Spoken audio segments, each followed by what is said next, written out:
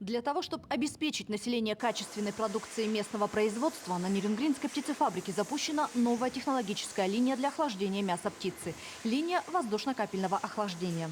Новая линия позволит нам уйти от этой проблемы. Технологический принцип линии основан на охлаждении мяса птицы потоками холодного воздуха, вырабатываемыми мощными морозильными генераторами в течение 2 часов.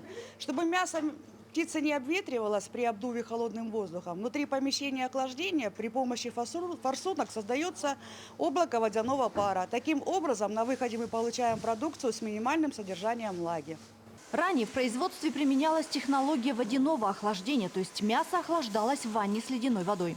Со стороны потребителей поступали жалобы на наличие воды в продукции. Новый способ охлаждения является максимально рациональным. Минимизируется риск порчи опасными микроорганизмами, тушки сохраняют товарный вид и в итоге получается правильно охлажденный продукт, сохранивший все полезные качества и способный сохранить свою свежесть в течение более длительного времени.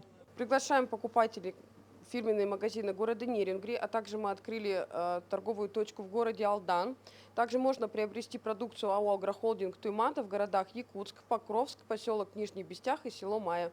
Всю продукцию птицефабрики можно приобрести оптами в розницу в магазинах агрохолдинга Туймада. Также компания заключает договора на поставку. Всю информацию можно узнать по телефону, который вы видите на своем экране. Ирина Жданова, Вадим Барашков, Нерюнгри.